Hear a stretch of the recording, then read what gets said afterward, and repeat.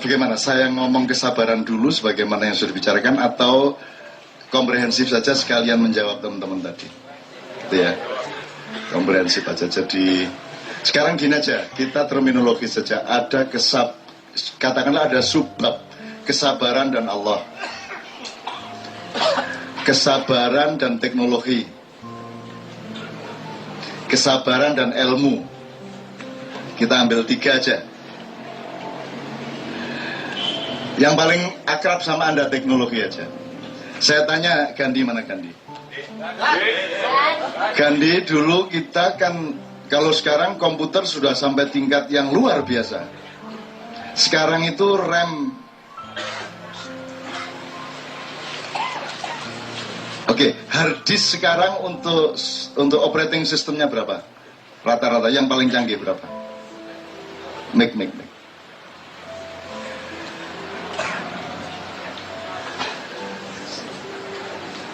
Halo. Misalnya Windows saja, Windows yang paling baru, apa Vista, apa 7, apa terserah.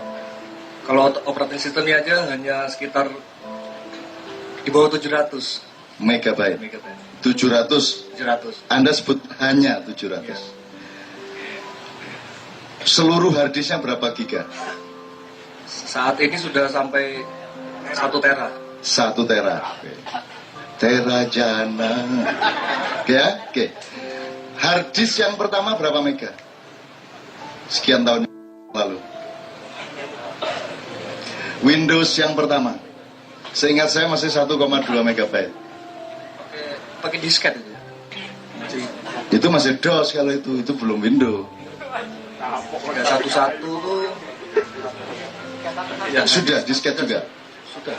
Artis. Sekarang saya tanya, kecepatannya ketika DOS dan Windows pertama dibanding yang sekarang ini, kira-kira berapa kali lipat? Udah jauh banget ya. Jauh banget. Handphone Nokia zaman Nokia pisang dibanding saiki itu N berapa itu ya? Itu kira-kira kecepatannya berlipat-lipat kan? Anda merasa lelet enggak handphone Anda? Sok-sok. Aduh lelet. Loh, padahal itu sudah luar biasa dibanding 10 tahun yang lalu. Kenapa? Karena Anda sudah kehilangan kesabaran sekian puluh persen setelah ada teknologi memudahkan hidup Anda. Kan gitu. Apa saja yang lain? Sekarang aku takon. Saya tadi dari Jogja jam 6 pagi mendarat jam 7 pagi. Besok pagi saya jam 6 pagi dari Cengkareng sampai jadi jam 7 pagi. Begitu cepatnya Jakarta Jogja. Dulu saya ke tim ini, saya naik kereta semalaman. Sampai di sini sekitar jam 5 pagi, jam 6 pagi. Terus pulangnya masih nunggu 2-3 hari lagi.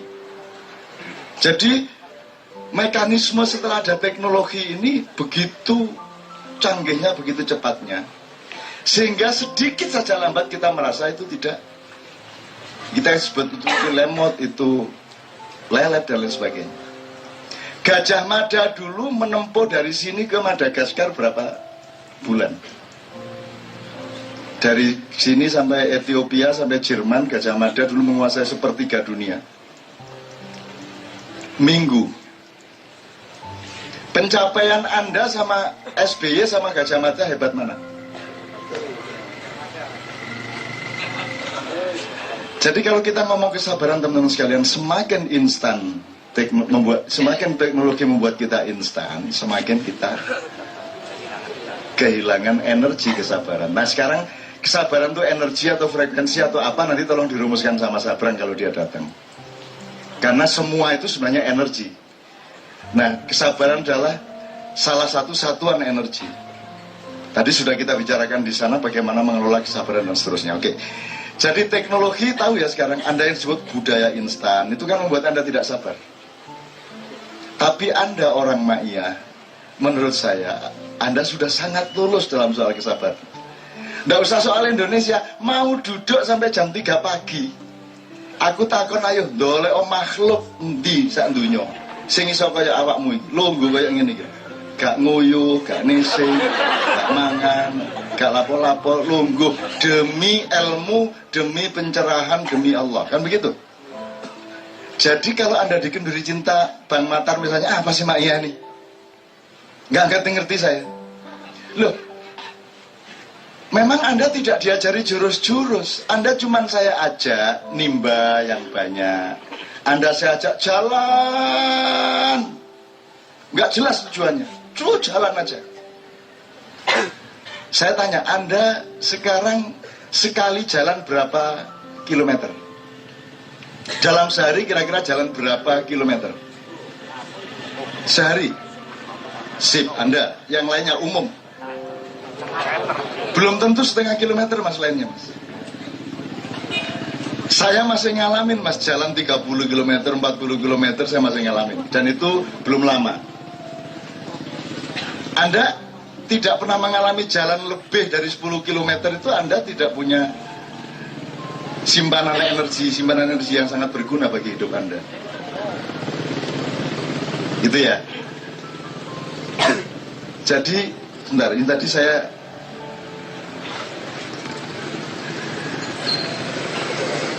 setelah teknologi, kesabaran dan teknologi, kemudian benar. Saya switch ke Nabi Musa dulu. Nabi Musa itu tidak lulus kesabaran. Anda sudah lulus loh malahan. Nabi Musa itu berguru tidak jadi sarjana. 3 kali dipecat DO dia oleh Nabi Khidir, betul enggak? Loh gimana sih kapal kok dibocorkan? Musa, saya kan sudah bilang kalau ikut saya diem kamu sampai idza waqa'atil waqi'ah. Kamu diem dulu. Musa tidak sabar, kapal dibocorkan. Terus mendarat, anak kecil dicekik. Musa tidak sabar lagi. Loh gimana sih kok anak dicekik? Teroris ditangkap tuh maksudnya bagaimana? Kok ada teroris ditangkap? Atas dasar hukum yang mana itu? Siapa itu teroris? Siapa yang bisa mengklaim itu teroris atau bukan teroris? Bagaimana mungkin identitas bisa ditangkap? Yang boleh ditangkap adalah orang yang sedang melakukan kesalahan. Betul enggak? Enggak bisa, oh si Dharma ini teroris terus saya tangkap, enggak bisa. Saya harus nunggu dia bikin bom dan meledak baru saya tangkap dia. Kan begitu? Enggak bisa kalau diklaim terus. Kan begitu? So,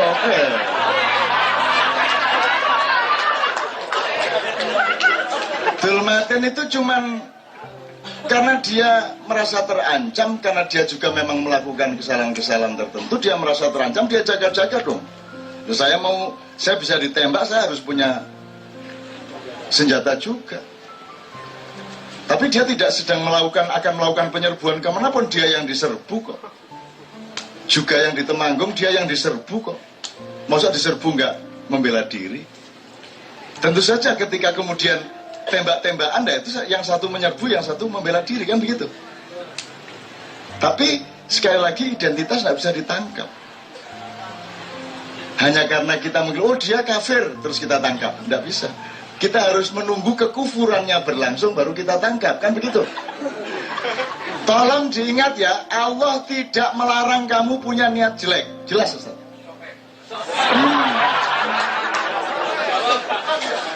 Jadi niat jahat yang ada di dalam hatimu belum dinilai oleh Allah, tidak dianggap dosa. Tapi kalau engkau melakukannya benar-benar baru 1 dosa. Tapi kalau engkau punya niat baik, baru niat sudah punya nilai +1. Begitu kamu melakukan kebaikan itu mendapat 2. Loh, enaknya kayak ngono. Lah kok negara wani-wani ngelancangi Gusti Allah? Lah kok dicekek anak kecil itu oleh Nabi Khidir, kan gitu kan? Musa tidak sabar. Pecat dia. Adegan ketiga mendirikan menegakkan pagar rumah itu. Jadi dia tidak sabar. Nah sekarang saya bertanya sama Anda. Anda tadi mengatakan Cak Nun itu paling sabar kan itu. Sampai di mana batas kesabaran? Ada apa namanya tadi? Ada batasnya apa tidak kesabaran? Ada batasnya. Tapi yang bilang ada batasnya Tuhan. Tapi pada manusia tidak ada batasnya. Ya ndak ada batasnya. Ya yes, pokoknya bojomu turonono terus, mbok kapan metenge turonono terus. Gak dadi meneh, turone meneh, gak dadi meneh, turone meneh gitu. Tancep terus.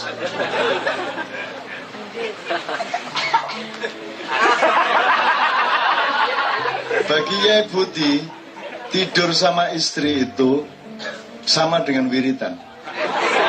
Gede-gede gini. Liko irop. Jadi karo nggarap bojone karo ngene iki. Boleh ndak itu? Saya ingat cerita lama dulu, Rasulullah itu kan jengkel.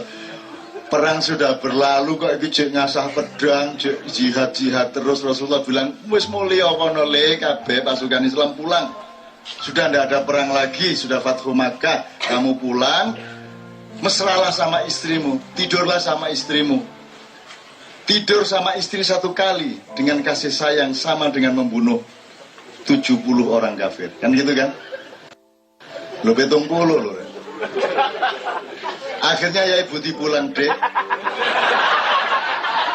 Maunya saya bunuhkan kafir 70 apa 210?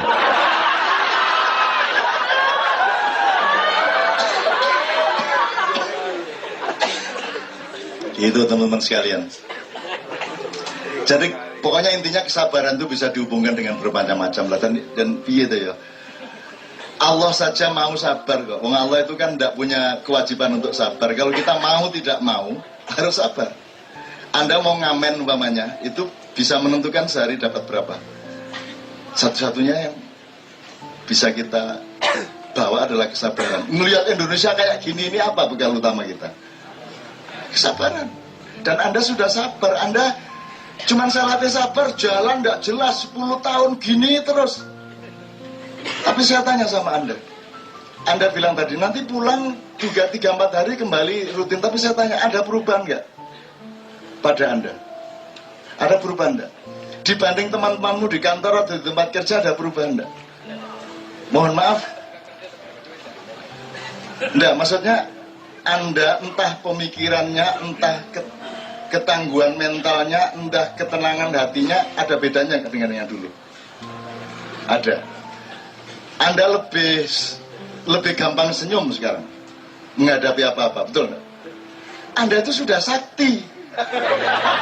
Anda itu sudah sakti, cuman Anda tidak tahu Anda sudah sakti karena belum ada perang. Nanti kalau sudah diperlukan, loh ternyata sakti aku. Dan Anda itu sudah sakti. Saya bilang sama Mas Puji, iki wis dadi arek-arek iki, cuman mereka belum tahu, biarin aja ndak tahu. Nanti begitu mereka menghadapi sesuatu, loh ternyata aku bisa ngatasi. Loh dulu saya cuma diajak nimbo 1000 timbo, jalan 10 kilo tiap hari, ndak jelas jurusnya apa. Jurusnya cuma kesabaran. Dan di dalam kesabaran yang luar biasa itu masuklah ilmu-ilmu yang juga luar biasa. Kan gitu. Jadi kalau ngomong kesabaran banyak sekali. Dengan teknologi ada kesabaran, dengan Allah Subhanahu wa Ta'ala urusannya juga hanya kesabaran. Gitu loh. Terus biar Anda nggak tahu apa-apa, saya nggak tahu apa-apa kok. Emang bisa Gung bangsa Indonesia sekarang mengatasi masalah bangsa Indonesia? Nggak bisa. Harus kerjasama sama jin, sama Nyai Roro Kidul, dan macam-macam ya. Karo Mbah Iki, Mbah Iko, karo Brojo Musti ya. Terus tenang. Malaikat, kabeh semua kita harus bekerja sama ini kalau mengatasi Indonesia. Dan untuk apa sih kita atasi? Salahmu sendiri bikin Indonesia. Ngapain tiba-tiba kita mengatasi Indonesia? Siapa, kapan Tuhan nyuruh kamu bikin Indonesia? Wong kamu bikin Indonesia juga bukan bikinanmu, itu kan kebetulan aja Jepang dibom. Setelah Jepang dibom, kamu punya kesempatan, kamu proklamirkan kemerdekaan, kan itu kan? Jadi atas jasa Belanda, maka ada Indonesia. Kalau tidak ada Belanda datang ke sini, tidak ada Indonesia. Yang ada Mataram, Ngayogyakarta, Keraton Klungkung, Keraton Mangui, Keraton Denpasar, kan gitu. Nah, karena Allah mengutus Belanda, VOC ke sini, maka alhamdulillah menjadi negara Republik Indonesia. Sekarang kamu bingung sendiri. Kan gitu. Jadi itu semua di atas kemampuan kita. Yang bisa saya lakukan sederhana, yaitu menyiapkan siapapun yang bersama saya menjadi manusia yang lebih tangguh, manusia yang lebih tenang, manusia yang lebih luas pengetahuannya, manusia yang memiliki manajemen keluar dan ke dalam dirinya lebih dewasa dari sebelumnya. Dan saya melihat orang-orang Ma'iyah, dan saya juga tidak bersikeras Anda jadi orang Ma'iyah atau tidak juga gak masalah lah. Kata Ma'iyah jangan terlalu dilembagakan, itu hanya untuk ingatan ilmu saja, ingatan kesadaran saja, tapi tidak usah jadi NU, tidak usah jadi Muhammadiyah. Itu aran saja, tidak usah menjadi lembaga yang serem-serem dan difanatiki, ya tidak usah. Senyum-senyum aja lah.